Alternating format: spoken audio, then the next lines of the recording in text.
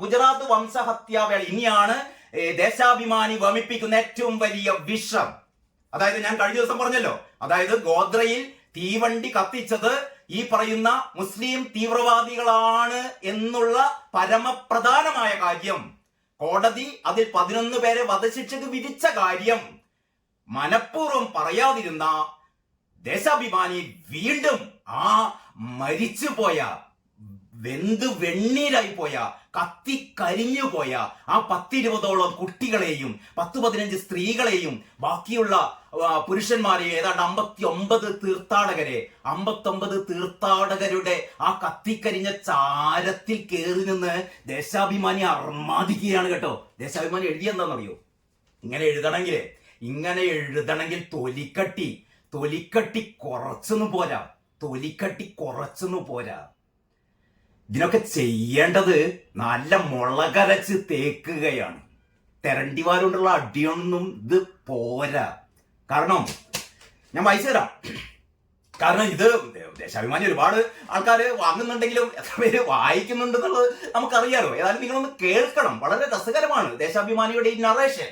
അതായത് ഗോദ്രയിൽ സബർമതി എക്സ്പ്രസിന് തീപിടിച്ച്, വീണ്ടും പറയുകയാണെ 3-ാം ദിവസവും ആവർത്തിക്കുന്നു ദേശാഭിമാനി. ശ്രദ്ധിക്കണം നിങ്ങൾ, 3-ാം ദിവസവും, ഈ പരമ്പരയുടെ 3-ാം ദിവസവും ദേശാഭിമാനി വായനക്കാരുടെ അണ്ണാക്കിലേക്ക് ദേശാഭിമാനി ഇട്ടുകൊടുക്കുകയാണ്.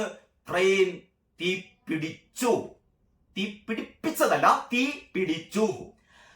ഗോദ്രയിൽ സബർമതി എക്സ്പ്രസിന് തീപിടിച്ച് വെന്തെരിഞ്ഞവരുടെ മൃതദേഹങ്ങൾ അന്ന് വൈകിട്ട് തന്നെ അഹമ്മദാബാദിൽ എത്തിക്കുകയും പൊതുദർശനത്തിന് വെക്കുകയും ചെയ്ത സംഭവത്തിന് ഗുജറാത്ത് വംശഹത്യയുമായി വലിയ ബന്ധമുണ്ട്.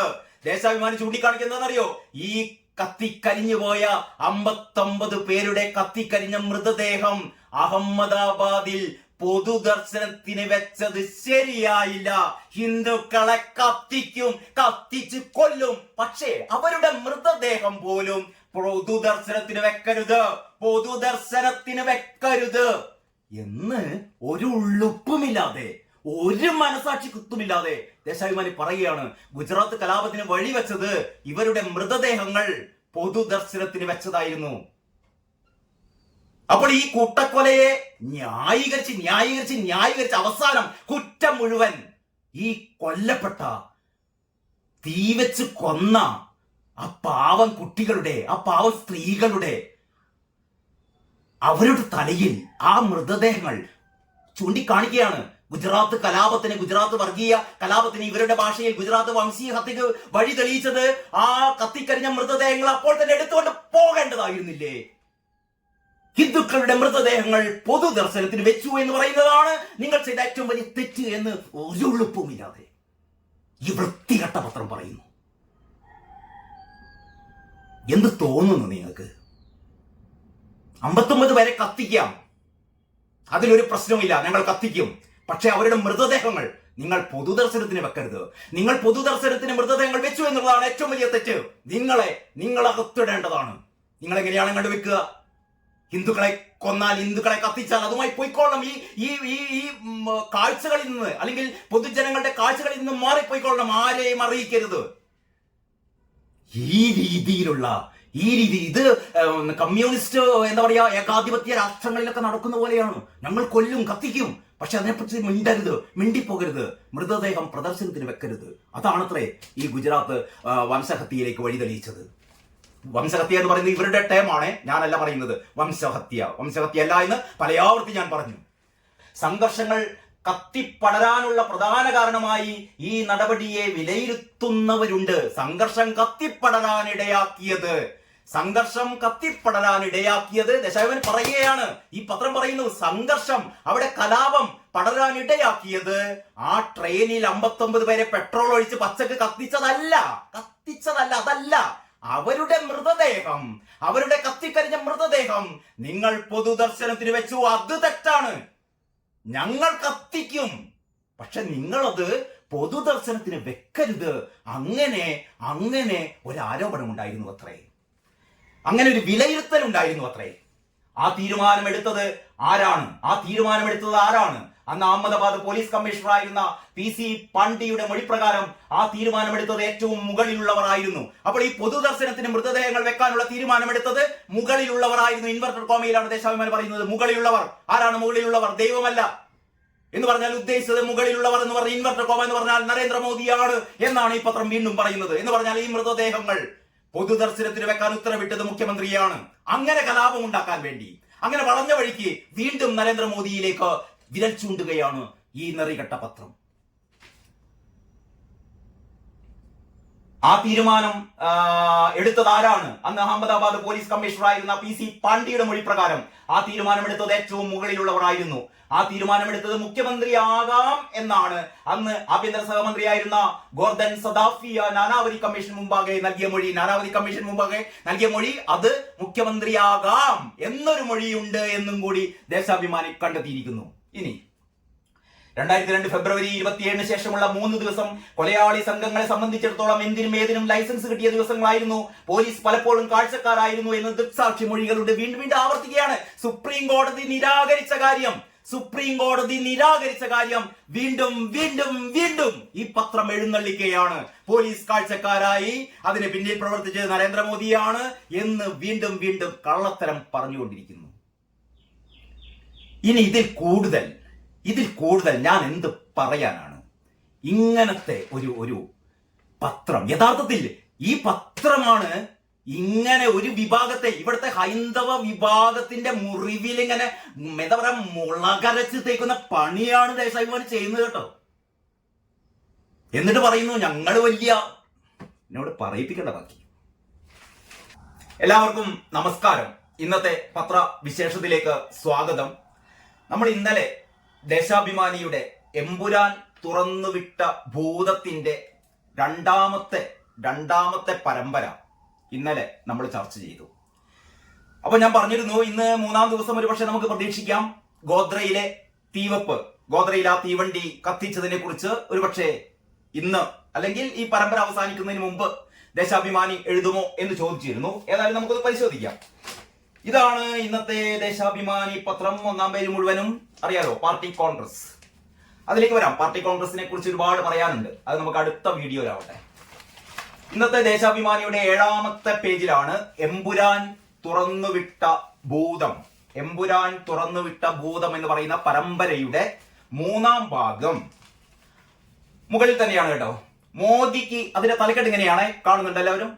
മോദിക്ക് ഓർമ്മയുണ്ടോ വാജ്പേയിയുടെ ധർമ്മോപദേശം മോദിക്ക് ഓർമ്മയുണ്ടോ എന്നാണ് ഇതിന്റെ തലക്കെട്ട്. ഞാൻ ഈ പരമ്പര, ഈ 3-ാം ഭാഗത്തേക്ക് പോകുന്നതിന് മുമ്പ് ഒരു കാര്യം നിങ്ങളുടെ ഓർമ്മയിൽപ്പെടുത്തുകയാണ്. ഈ ഗുജറാത്ത് കലാപവുമായി ബന്ധപ്പെട്ട് നരേന്ദ്രമോദിക്കും, അന്ന് ഗുജറാത്തിലെ മുഖ്യമന്ത്രിയായ നരേന്ദ്രമോദി ഈ കലാപം അടിച്ചമർത്താൻ വേണ്ടി അല്ലെങ്കിൽ കലാപം ശമിപ്പിക്കാൻ വേണ്ടിയിട്ട് കാര്യമായിട്ടൊന്നും ചെയ്തില്ല എന്ന് പറഞ്ഞാൽ ഇതിന് ഒത്താശ നൽകി. ആ രീതിയിലുള്ള ഒരു ആരോപണം ഉയർന്നിരുന്നു.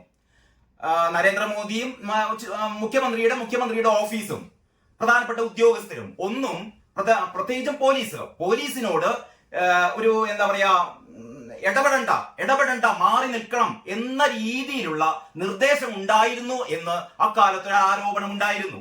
അങ്ങനെ ഇത് സംബന്ധിച്ച്, അതായത് ഈ കലാപത്തിന് പിന്നിൽ ഇതിനൊരു പ്രേരക ശക്തിയായത്, ഇതിന് ഒരു പിന്നിൽ ഒരു മൗനാനുവാദം, ഈ കലാപത്തിന് ഒരു മൗനാനുവാദം കൊടുത്തത് നരേന്ദ്രമോദിയാണ് എന്നാണ് അക്കാലത്ത് ഗുരുതരമായ അദ്ദേഹത്തിനെതിരെ ഉണ്ടായ ആരോപണമായിരുന്നുണ്ട്. പക്ഷെ ഈ അന്തംഗമ്മികൾ ഇപ്പോഴും അത് ആവർത്തിച്ചുകൊണ്ടിരിക്കുകയാണ്. ആ ആവർത്തനമാണ് ഇന്നത്തെ ദേശാഭിമാനി വീണ്ടും നരേന്ദ്രമോദിയെ പ്രതിക്കൂട്ടിൽ നിർത്തുകയാണ് കേട്ടോ. എനിക്ക് ചിരി വരുന്നത് എന്താന്ന് വെച്ചാല്, ഈ അന്തംഗമ്മികൾക്ക് എന്നാണ് ഒരു വെളിവുണ്ടാകുക, കോടതികളോട് ബഹുമാനം ഉണ്ടാകുക? അതായത് 2022 നമ്മുടെ സുപ്രീം കോടതി, ശ്രദ്ധിക്കണം, 2022 സുപ്രീം കോടതി അന്തിമമായി, ഇനി ഒരു തീർപ്പില്ല, അന്തിമമായി നരേന്ദ്രമോദിക്ക് ഗുജറാത്ത് വർഗീയ കലാപത്തിൽ ഒരു പങ്കുമില്ല, ഒരു തരത്തിലുള്ള ഇടപെടലും നടത്തിയിട്ടില്ല, അല്ലെങ്കിൽ മുഖ്യമന്ത്രിയുടെ ഭാഗത്ത് നിന്ന് ഒരു തരത്തിലുള്ള വീഴ്ചയും ഉണ്ടായിട്ടില്ല എന്ന് വളരെ കൃത്യമായി ആരാ പറയുന്നത്? ഇതാരാ പറയുന്നത്? BJP ഹെഡ്ക്വാർട്ടേഴ്സ് പറഞ്ഞതല്ല, RSSകാർ പറഞ്ഞതല്ല, PC ഹരീഷ് പറയുന്നതല്ല. ഇത് പറയുന്നത് പരമോന്നത കോടതിയിൽ വിശ്വാസം വേണം എന്റെ കൂട്ടരെ. നിങ്ങൾക്ക് പാർട്ടി പറയുന്നത്, പാർട്ടി AKG സെന്ററിന് പിണറായി വിജയൻ പറയുന്നത് മാത്രമേ, അല്ലെങ്കിൽ വീണ വിജയൻ പറയുന്നത് മാത്രമേ നിങ്ങൾക്ക് സ്വീകാര്യമാവൂ എന്നാണെങ്കിൽ എനിക്ക് കൂടുതലൊന്നും തർക്കിക്കാനില്ല. നമ്മുടെ പരമോന്നത നീതിന്യായ കോടതി പറഞ്ഞു 2022 തന്നെ പറഞ്ഞു. കാരണം നമ്മൾ കഴിഞ്ഞ ദിവസം സാക്കിയ ജെഫ്രിയുടെ ഒരു കാര്യം പറഞ്ഞിരുന്നല്ലോ, അതായത് ബൽക്കീസ് ബാനുവും സാക്കിയ ജെഫ്രിയുടെയും കാര്യമായിരുന്നു ഇന്നലത്തെ ദേശാഭിമാനി ഈ പരമ്പരയിൽ ഉണ്ടായിരുന്നത്. അതിൽ സാക്കിയ ജെഫ്രി ഈ പറയുന്ന എനിക്ക് തോന്നുന്നു 2002 ഫെബ്രുവരി 27 ഗോദ്രയിൽ ഈ ഗുജറാത്ത് വർഗീയ കലാപത്തിന് കാരണമായ ആ ഗോദ്രയിലെ തീവണ്ടി കത്തിച്ചത്, വീണ്ടും പറയുന്നു, 2002 ഫെബ്രുവരി 27 അങ്ങനെ 2002 ശേഷം 2006 ഈ സാക്കിയ ജെഫ്രി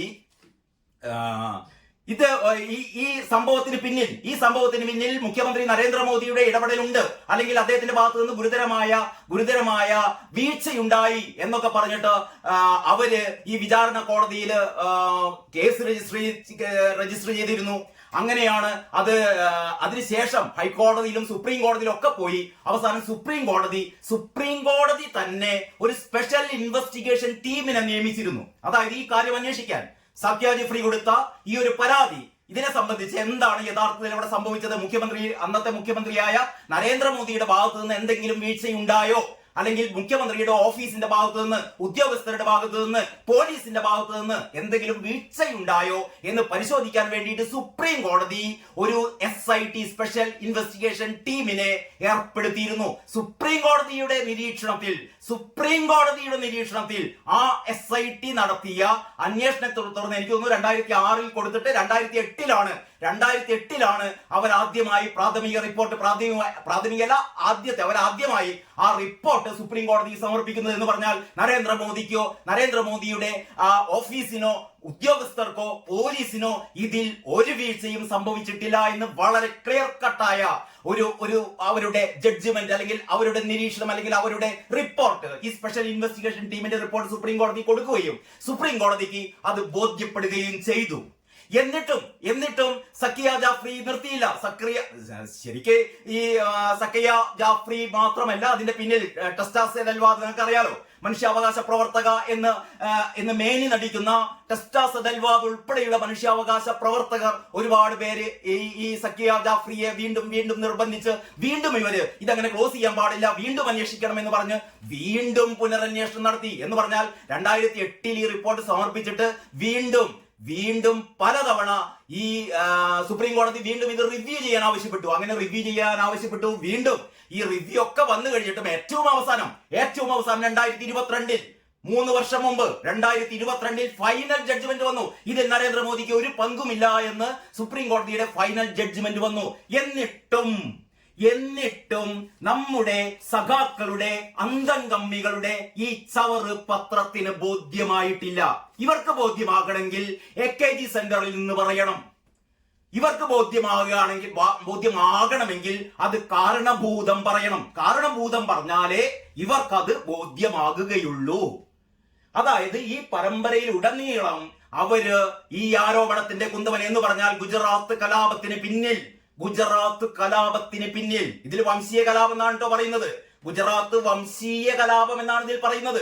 മുസ്ലിങ്ങളെ വംശീയമായി ഉന്മൂലനം ചെയ്യാനുള്ള ഒരു പദ്ധതി എന്നൊക്കെയാണ് റിപ്പോർട്ടിൽ പറയുന്നത്. ഞാൻ കഴിഞ്ഞ വീഡിയോയിലൊക്കെ പറഞ്ഞു, ഗുജറാത്തിൽ നടന്നത് വംശീയ കലാപമല്ല, അതൊരു വർഗീയ കലാപമായിരുന്നു. ഇരുകൂട്ടരും 750ഓളം മുസ്ലിങ്ങളും 300-നടുത്ത് ഹിന്ദുക്കളും മരിച്ച ഇരുകൂട്ടരും തമ്മിൽ വെട്ടിയും കുത്തിയും തീവച്ചുമൊക്കെയുണ്ടായ ആ ഒരു വൻ ദുരന്തം.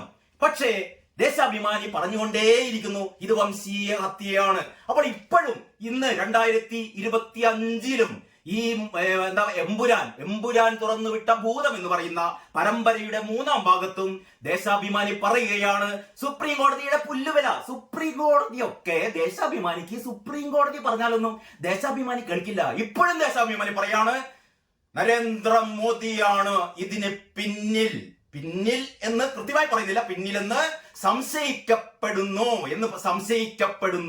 എന്നുള്ള രീതിയിലാണ് ഈ വാർത്ത മുഴുവൻ. ഈ വാർത്ത തുടങ്ങുന്നത് ഹെഡിങ് ഞാൻ നേരത്തെ പറഞ്ഞു, മോദിക്ക് ഓർമ്മയുണ്ടോ വാജ്പേയിയുടെ ധർമ്മോപദേശം എന്ന് പറഞ്ഞാൽ ഈ സംഭവം നടന്നിട്ട് വാജ്പേയി, അന്നത്തെ പ്രധാനമന്ത്രിയായിരുന്ന വാജ്പേയി ഒരു പത്രസമ്മേളനം നടത്തിയിരുന്നു. അഹമ്മദാബാദിൽ വെച്ചിട്ട് പത്രസമ്മേളനം നടത്തിയപ്പോൾ വാജ്പേയി നരേന്ദ്രമോദിയെ കുറിച്ച് പറഞ്ഞത്രേ, ഒരു മുഖ്യമന്ത്രി രാജ്യനീതി നടപ്പാക്കണം എന്ന് പറഞ്ഞാൽ എല്ലാ ജനങ്ങളെയും ഒരേപോലെ കണ്ട് അവർക്ക് നീതി ലഭ്യമാക്കാൻ മുഖ്യമന്ത്രി എന്ന രീതിയിൽ ഒരു മുഖ്യമന്ത്രി ശ്രമിക്കേണ്ടതാണ്. ഇതൊരു കോമൺ സ്റ്റേറ്റ്മെന്റ് ആണ്.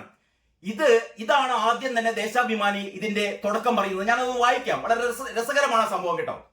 അതായത് എം അഖിലാണ് ഇത് എഴുതിയത്. അഖിൽ എന്തോ വലിയ കണ്ടുപിടുത്തം നടത്തിയ പോലെയാണ് ഇത് എഴുതുന്നത് കേട്ടോ. ഇതിങ്ങനെയാണ്: എനിക്ക് മുഖ്യമന്ത്രിക്ക് നൽകാനുള്ള ഏക ഉപദേശം ഇതാണ്. വാജ്പേയി പറയുകയാണ്, എനിക്ക് മുഖ്യമന്ത്രിക്ക് നൽകാനുള്ള ഏക ഉപദേശം ഇതാണ്. മുഖ്യമന്ത്രി എന്ന് പറയുന്നത് നരേന്ദ്രമോദി. എന്താണ്? താങ്കൾ രാജ്യധർമ്മം പാലിക്കണം. രാജ്യധർമ്മം ആ വാക്കിന് വലിയ അർത്ഥങ്ങളുണ്ട്. രാജാവായാലും ഭരണാധികാരിയായാലും പ്രജകൾ തമ്മിൽ ഭേദം കാണിക്കരുത്. ജന്മത്തിന്റെയോ ജാതിയുടെയോ വർഗത്തിന്റെയോ മതത്തിന്റെയോ അടിസ്ഥാനത്തിൽ ഭേദഭാവങ്ങൾ കാണിക്കരുത് എന്ന് വാജ്പേയി ആരോട് പറയുന്നു? മോദിയോട് പറയുന്നു എന്നാണ് ഈ പറയുന്ന വിരുദ്ധൻ എഴുതി വെച്ചത്. ശരിയായിരിക്കാം. ഇതിനെന്താപ്പം പ്രശ്നം? ഒരു പ്രധാനമന്ത്രി പറയുന്നു, ഒരു മുഖ്യമന്ത്രി ഈ വളരെ കൃത്യമായി എന്ത് ചെയ്യണം? എല്ലാ വിഭാഗം ജനങ്ങളെയും ഒരുപോലെ കാണണം എന്ന് പറഞ്ഞിട്ട് നരേന്ദ്രമോദി അപ്പോൾ തന്നെ പറയുന്നു, ഞാൻ അങ്ങനെ ചെയ്തിട്ടുണ്ട്.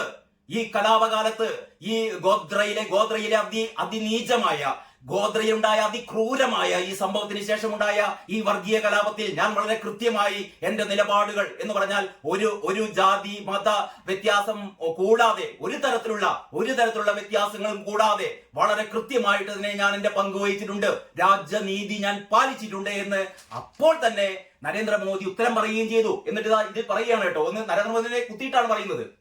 അതായത് 2002 പ്രധാനമന്ത്രിയായിരുന്ന AB വാജ്പേയി ഗുജറാത്ത് മുഖ്യമന്ത്രിയായിരുന്ന നരേന്ദ്രമോദിയെ കയ്യകലത്തിരുത്തി നൽകിയ ഉപദേശമായിരുന്നു ഇത്. ഞാൻ ആദ്യം വായിച്ചത്. അതായത് എന്താ പറയാ, താങ്കൾ രാജ്യധർമ്മം പാലിക്കണമെന്ന് വാജ്പേയി നരേന്ദ്രമോദിക്ക് കയ്യകലത്തിൽ വെച്ചെന്ന് പറഞ്ഞാൽ ഒരുമിച്ചാണ് ഇവര് പത്രസമ്മേളനത്തിൽ മുഖ്യമന്ത്രി വാജ്പേയിയുടെ പത്രസമ്മേളനത്തിൽ അതിന് തൊട്ടടുത്ത് തന്നെ ആരുണ്ടായിരുന്നു? നരേന്ദ്രമോദിയും ഉണ്ടായിരുന്നു. അപ്പോൾ നരേന്ദ്രമോദി അതിന് മറുപടിയും നൽകി. എന്താണ്? ഗുജറാത്ത് അങ്ങനെയാണ് 3-ാമത്തെ പാരഗ്രാഫിൽ ദേശാഭിമാനി ഞാൻ പറഞ്ഞല്ലോ. ദേശാഭിമാനിക്ക് അത് വിടുന്നില്ല. വംശീയം എന്ന് പറഞ്ഞാൽ മുസ്ലിം ഉന്മൂലനം എന്ന് തന്നെയാണ് ഇവരിങ്ങനെ പറഞ്ഞുകൊണ്ടിരിക്കുന്നത്. 1000 തവണ ഈ ഒരു കള്ളം ഇങ്ങനെ ആവർത്തിച്ചാൽ ഇവരുടെയൊക്കെ വിചാരം അത് സത്യമായി മാറുമെന്നാണ്. പണ്ടൊക്കെ അങ്ങനെ ഉണ്ടായിരിക്കാം. പക്ഷെ ഈ പുതിയ കാലത്ത് നിങ്ങൾ എന്തൊക്കെ ഇമാതിരി കുത്തിത്തിരിപ്പ് ഉണ്ടാക്കിയാലും ജനങ്ങൾ സത്യം അറിയും, സത്യം വിശ്വസിക്കും. കാരണം ഗുജറാത്ത് വംശഹത്യയെ തുടർന്നുള്ള തിരുത്തണം. ദേശാഭിമാനി നാളെ തന്നെങ്കിലും തിരുത്തണം. വംശഹത്യ എന്ന് പറയരുത്, വർഗീയ കലാപം. അങ്ങനെ ഗുജറാത്ത് വർഗീയ കലാപത്തെ തുടർന്നുള്ള സാഹചര്യം വിലയിരുത്തിയ ശേഷം അഹമ്മദാബാദിൽ നടത്തിയ വാർത്താ സമ്മേളനത്തിന്റെ ഒടുവിലാണ് മാധ്യമപ്രവർത്തകർ മുഖ്യമന്ത്രിക്ക് നൽകാനുള്ള ഉപദേശം എന്താണ് എന്ന് ചോദിച്ചത്. അപ്പൊ മാധ്യമപ്രവർത്തകർ വാജ്പേയിയോട് ചോദിക്കുകയാണ്, മുഖ്യമന്ത്രിക്ക് നൽകാനുള്ള ഉപദേശം എന്താണ്? അപ്പോൾ സ്വാഭാവികമായും നമുക്കറിയാലോ വാജ്പേയിയുടെ ഒരു രീതിയൊക്കെ നമുക്കറിയാം. അപ്പോൾ വാജ്പേയി പറഞ്ഞു, ഒരു മുഖ്യമന്ത്രി എന്ന് പറഞ്ഞാൽ രാജ്യധർമ്മം പാലിക്കണം. രാജ്യധർമ്മം എന്ന് പറഞ്ഞാൽ എന്താണ്? എല്ലാ വിഭാഗം ജനങ്ങളെയും വിശ്വാസത്തിലെടുത്തുകൊണ്ട് എല്ലാ വിഭാഗം ജനങ്ങൾക്കും തുല്യമായ നീതി നൽകുക എന്നുള്ളതാണ് രാജ്യധർമ്മം. അതാണ് പാലിക്കേണ്ടത്. അതാണ് എനിക്ക് മുഖ്യമന്ത്രിയോടും പറയാനുള്ളത്. അപ്പോൾ നരേന്ദ്രമോദി പറഞ്ഞ വാക്കുകളുണ്ട്. ആ ഉപദേശം കേട്ടതോടെ മോദിയുടെ ഭാവം മാറി. അത് കേട്ടതോടെ മോദിയുടെ ഭാവം അങ്ങോട്ട് മാറിയത്രേ. ആരാണ് പറയുന്നത്? പൊന്നു അഖിൽ എന്ന് പറയുന്ന ഒരു അന്തംഗമ്മി റിപ്പോർട്ടറാണ് എഴുതുന്നത്. അത് വാജ്പേയിയുടെ വാക്കുകൾ കേട്ടതോടെ ഈ മോദിയുടെ ഭാവം അങ്ങോട്ട് മാറി. അഖിൽ അവിടെ മുന്നിൽ ഉണ്ടായിരുന്നു. മോദിയുടെ മുഖമാകെ വിളറി വെളുത്തു എന്നുള്ള രീതിയാണ് പറയുന്നത്. ഭാവം മാറി. വാജ്പേയിയോട് ചേർന്ന് ഞാൻ അത് തന്നെയാണ് ചെയ്യുന്നത് അദ്ദേഹം മന്ത്രിച്ചു. മോദി പറഞ്ഞു, ഞാൻ അത് തന്നെയാണ് ചെയ്യുന്നത്. അത് തന്നെയാണ് മോദി ചെയ്തത്. മോദി ഒരു തരത്തിലുള്ള ഇടപെടലൊന്നും നടത്തിയിട്ടില്ല. ഈ അന്തംഗമ്പികൾ പറഞ്ഞുണ്ടാക്കിയല്ലേ? ഗർഭം ശൂലം കുത്തി കുട്ടിയെ പുറത്തെടുത്തു ഉയർത്തി. മോദി പറഞ്ഞു, മോദി ചെയ്തു, മോദിയാണ് ശൂലവുമായി ഇറങ്ങിയത്. അങ്ങനെയൊക്കെ ആണല്ലോ കേരളത്തിലുണ്ടായ നരേഷൻ. ഗുജറാത്ത് വംശീയ കലാപം എന്നൊക്കെ പറഞ്ഞ് മോദി ഒരു ശൂലം എടുത്താണ് ഇറങ്ങുകയാണ്. മുസ്ലിങ്ങളൊക്കെ കുത്തിക്കൊല്ലുന്നു, ഗർഭിണികളൊക്കെ കുത്തി അവരുടെ വയറ്റുനിന്ന് ഭ്രൂണത്തെ പുറത്തേക്ക് എടുക്കുന്നു. ആര്? മോദി. ആ രീതിയിലല്ലായിരുന്നു പ്രചരണം. ഇപ്പോഴും ഈ കള്ളപ്പത്രം ആ പ്രചരണം നടത്തിക്കൊണ്ടിരിക്കുകയാണ്. ഇനി ഏറ്റവും രസം, ഗുജറാത്ത് വംശഹത്യക്ക് ശേഷം വീണ്ടും പറയാണ് ഗുജറാത്ത് വംശഹത്യ. നിങ്ങളെ ഒരു പേജ് മുഴുവൻ എഴുതിക്കോ വംശഹത്യ. ഈ വംശീയ വംശഹത്യയാണെങ്കിൽ മുസ്ലിം വംശഹത്യയാണെങ്കിൽ എങ്ങനെയാണ് അവിടെ ഒരു 300-ലേറെ ഹിന്ദുക്കൾ കൊലപ്പെടുന്നത്? അപ്പൊ ഹിന്ദുക്കൾ 300 ആൾക്കാർ മരിച്ചപ്പോ എന്താ? ഈ മറ്റേ തീവണ്ടി കത്തിച്ചിട്ട് 59 പേരെ കൊന്നില്ലേ? അതിനേക്കാളും അങ്ങേപ്പുറാണോ ഈ വർഗീയ കലാപത്തിൽ? എത്ര 300 ചില്ലാൻ ആൾക്കാരല്ലേ? 300 ചില്ലാൻ ആൾക്കാർ മരിച്ചാൽ എന്താ പ്രശ്നം? അതൊന്നും നമ്മൾ കണക്ക് കൂട്ടി അതൊക്കെയാണ്ട് ഒഴിവാക്കാത്ത മുസ്ലിങ്ങൾ എത്ര പേര് മരിച്ചിട്ടുണ്ട് അത് മാത്രം നോക്കിയാൽ മതി. അങ്ങനെ നമുക്ക് ഗുജറാത്ത് വർഗീയ കലാപത്തെ എന്താക്കണം? ഒരു വംശീയ കലാപമാക്കി മാറ്റണം എന്ന് വീണ്ടും പറയുകയാണ് ഈ നെറികെട്ട പത്രം. ഇനി ഗുജറാത്ത് വംശഹത്യക്ക് ശേഷം മോദിയെ മുഖ്യമന്ത്രി സ്ഥാനത്ത് നിന്ന് പുറത്താക്കാൻ വാജ്പേയി തീരുമാനിച്ചിരുന്നു എന്നത് പരസ്യമായ രഹസ്യമാണ്. ഇതാ മറ്റൊരു വെടിപൊട്ടിക്കുന്ന ദേശാഭിമാനി. അതായത് ഗുജറാത്തിലുണ്ടായ വർഗീയ കലാപത്തിന് ശേഷം അവിടുന്ന് മോദിയെ മാറ്റാൻ വാജ്പേയി തീരുമാനിച്ചിരുന്നു. വാജ്പേയി തീരുമാനിച്ചു മോദിയെ അങ്ങോട്ട് മാറ്റണം. നമുക്കറിയാലോ BJP-യുടെയും RSSന്റെയും ഒക്കെ രാഷ്ട്രീയ ഘടനയെ കുറിച്ച് നമുക്കൊക്കെ വളരെ വ്യക്തമായിട്ട് അറിയാം. വാജ്പേയി ആണ്ട് വിചാരിക്കുമ്പോഴത്തേക്ക് മോദിയെ കൊണ്ട് മാറ്റുകയാണ് എന്നിട്ട് പറയുന്നു. അന്ന് കേന്ദ്ര ആഭ്യന്തരമന്ത്രിയായിരുന്ന LK അദ്വാനി ഇടപെട്ടാണ് വാജ്പേയിയുടെ നീക്കം തടഞ്ഞത് എന്ന് ആരാ പറയുന്നത്? മുൻ ധനകാര്യമന്ത്രിയും BJP നേതാവുമായ യശ്വന്ത് സിൻഹ വെളിപ്പെടുത്തിയിട്ടുണ്ട്. ഇങ്ങനെ വാജ്പേയിയുടെ ഒരു നീക്കം ഉണ്ടായപ്പോൾ, നരേന്ദ്രമോദിയെ മുഖ്യമന്ത്രി സ്ഥാനത്ത് നിന്ന് മാറ്റാനുള്ള നീക്കം ഉണ്ടായപ്പോൾ ഇടപെട്ടത് LK അദ്വാനി അത് ഇടപെട്ട് തടയുകയാണ് ചെയ്തത് എന്ന് യശ്വന്ത് സിൻഹ പറയുകയുണ്ടായി എന്ന് ഈ വിരുദ്ധൻ റിപ്പോർട്ടർ പറയുകയാണ്. എന്നിട്ട് മോദിയെ മാറ്റുമെന്ന നിർദ്ദേശം BJP പാർലമെന്ററി പാർട്ടി യോഗം തള്ളിയപ്പോൾ അത് അപ്പോഴേ തള്ളി. അങ്ങനെ ഒരു നിർദ്ദേശം അങ്ങനെ ഒരു അഭിപ്രായം വാജ്പേയിക്ക് ഉണ്ടായിരുന്നെങ്കിൽ തന്നെ അത് BJP പാർലമെന്ററി പാർട്ടി യോഗം അപ്പോഴേ തള്ളി. പാർലമെന്ററി പാർട്ടി യോഗം തള്ളിയപ്പോൾ തന്റെ ശക്തമായ വിയോജിപ്പ് രേഖപ്പെടുത്തണമെന്ന് വാജ്പേയി വാശി പിടിച്ചു. അന്ന് പാർട്ടി അധ്യക്ഷനായ വെങ്കയ്യ നായിഡു ഇടപെട്ടാണ് വാജ്പേയിയെ അനുനയിപ്പിച്ചത്. ഇങ്ങനെ ഇല്ലാത്ത കഥകളൊക്കെ അങ്ങനെ പറഞ്ഞ് ഇവരുടെ ലക്ഷ്യം എന്താണ്? മോദിയെ എങ്ങനെയെങ്കിലും താറടിച്ച് കാണിക്കണം. അപ്പൊ 2022 3 വർഷം മുമ്പ് ഗുജറാത്ത് കലാപവുമായി നരേന്ദ്രമോദിക്ക് ഒരു തരത്തിലുള്ള ഇടപെടലുകളും ഇല്ല എന്ന് നമ്മുടെ സുപ്രീം കോടതി പറഞ്ഞിട്ടും ഈ 3 വർഷത്തിന് ശേഷം ഈ പീറപ്പത്രം പറയുകയാണ് സംശയമുന ആരിലേക്ക്? മോദിയിലേക്ക് എന്ന് പറഞ്ഞുകൊണ്ടിരിക്കുന്നു. തീർന്നില്ല, ഇനിയുണ്ട്. പട്ടിക്കുഞ്ഞിന്റെ ഉപമ. അതെന്തറിയോ? പട്ടിക്കുഞ്ഞിന്റെ ഉപമ അതായത് ഏതാണ് നമ്മുടെ ഒരു അന്താരാഷ്ട്ര ഒരു റിപ്പോർട്ടർ ഒരു അഭിമുഖത്തിൽ, മോദിയുമായുള്ള അഭിമുഖത്തിൽ ഒരു അന്താരാഷ്ട്ര, എനിക്കൊന്ന് റോയിറ്റേഴ്സിന്റെ റിപ്പോർട്ടറാണെന്ന് ചോദിക്കുന്നു മോദിയോട്, ആ ഗുജറാത്ത് കലാപത്തെ കുറിച്ച് അങ്ങ് എന്താണ്, അങ്ങയുടെ ഇപ്പോഴത്തെ ഒരു വീക്ഷണം എന്താണ്, താങ്കൾക്ക് മനസ്താപം തോന്നുന്നില്ല, ആ രീതിയിലൊക്കെ ചോദിച്ചപ്പോൾ അന്ന് ഈ നരേന്ദ്രമോദി പറഞ്ഞ ഏറ്റവും പ്രധാനപ്പെട്ട ഒരു കാര്യമുണ്ട് കേട്ടോ.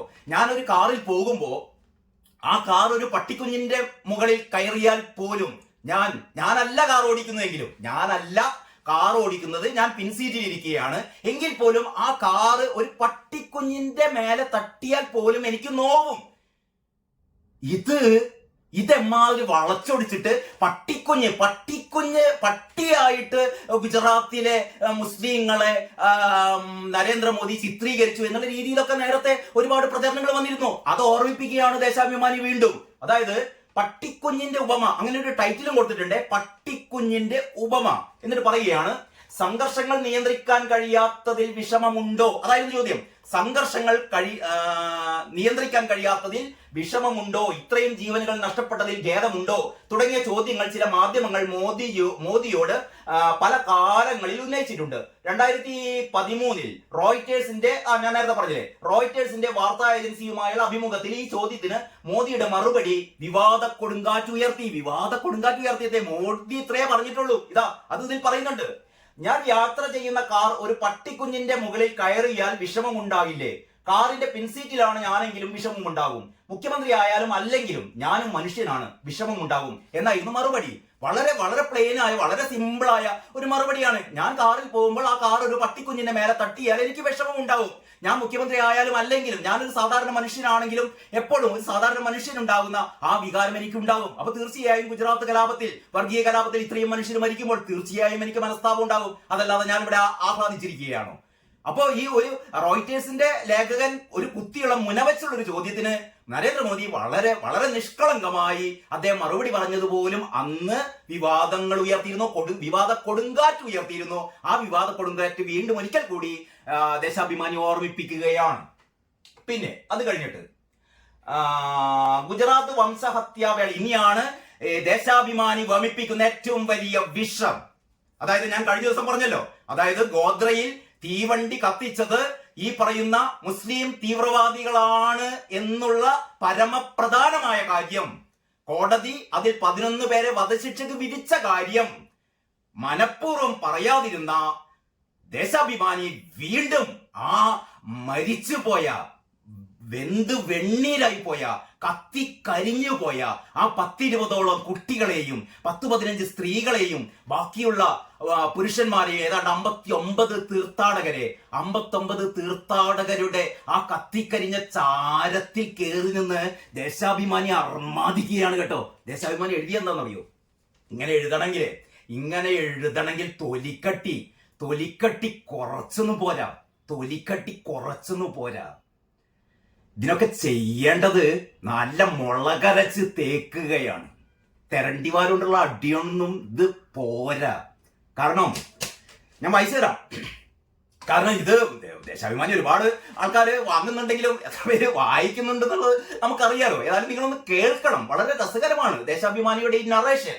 അതായത് ഗോദ്രയിൽ സബർമതി എക്സ്പ്രസിന് തീപിടിച്ച്, വീണ്ടും പറയാണ്, 3-ാം ദിവസവും ആവർത്തിക്കുന്നു ദേശാഭിമാനി. ശ്രദ്ധിക്കണം നിങ്ങൾ, 3-ാം ദിവസവും, ഈ പരമ്പരയുടെ 3-ാം ദിവസവും ദേശാഭിമാനി വായനക്കാരുടെ അണ്ണാക്കിലേക്ക് ദേശാഭിമാനി ഇട്ടുകൊടുക്കുകയാണ്. ട്രെയിൻ തീപിടിച്ചു.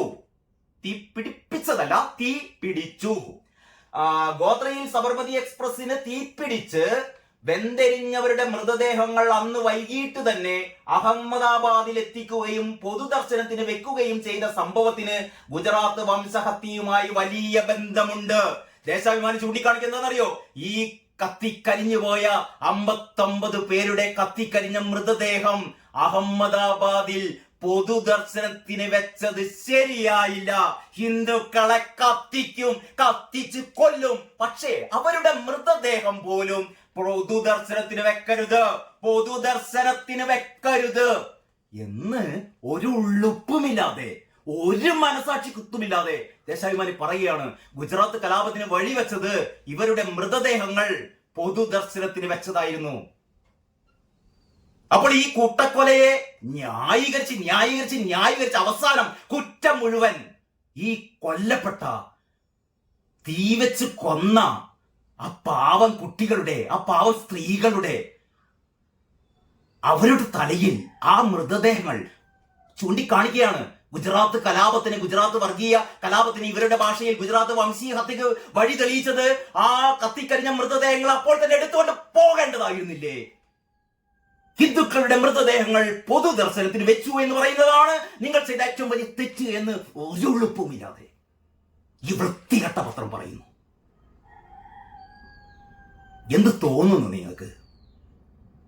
59 പേരെ കത്തിക്കാം, അതിലൊരു പ്രശ്നവുമില്ല, ഞങ്ങൾ കത്തിക്കും. പക്ഷെ അവരുടെ മൃതദേഹങ്ങൾ നിങ്ങൾ പൊതുദർശനത്തിന് വെക്കരുത്. നിങ്ങൾ പൊതുദർശനത്തിന് മൃതദേഹങ്ങൾ വെച്ചു എന്നുള്ളതാണ് ഏറ്റവും വലിയ തെറ്റ്. നിങ്ങൾ അകത്തിടേണ്ടതാണ്. നിങ്ങൾ എങ്ങനെയാണ് കണ്ടുവെക്കുക? ഹിന്ദുക്കളെ കൊന്നാൽ, ഹിന്ദുക്കളെ കത്തിച്ചാൽ അതുമായി പോയിക്കൊള്ളണം. ഈ കാഴ്ചകളിൽ നിന്ന്, അല്ലെങ്കിൽ പൊതുജനങ്ങളുടെ കാഴ്ചകളിൽ നിന്ന് മാറിപ്പോയിക്കൊള്ളണം. ആരെയും അറിയിക്കരുത്.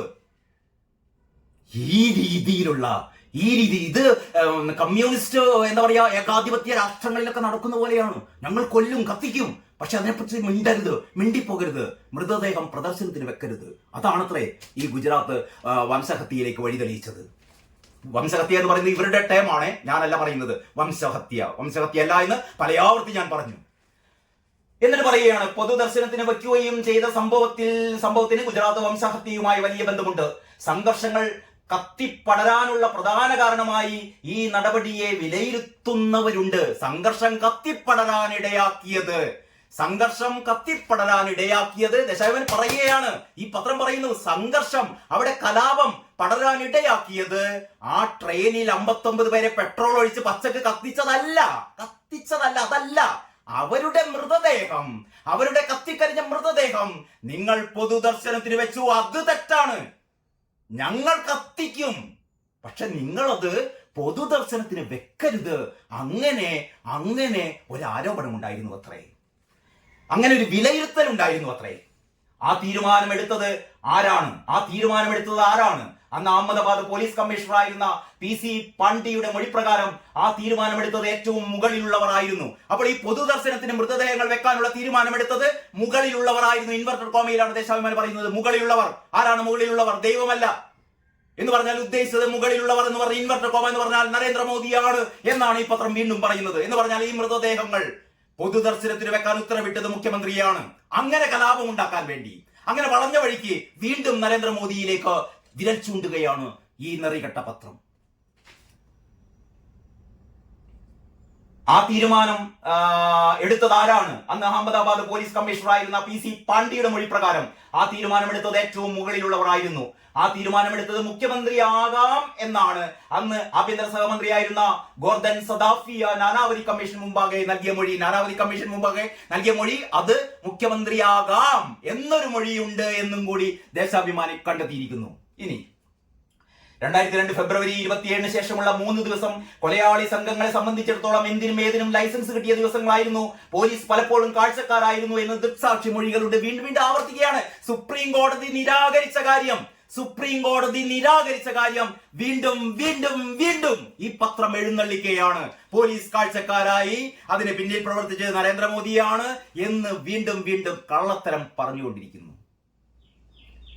ഇനി ഇതിൽ കൂടുതൽ ഞാൻ എന്ത് പറയാനാണ്?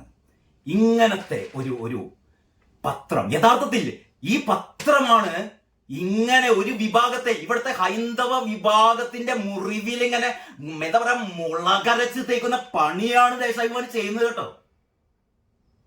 എന്നിട്ട് പറയുന്നു ഞങ്ങൾ എന്നോട് പറയിപ്പിക്കേണ്ട ബാക്കി.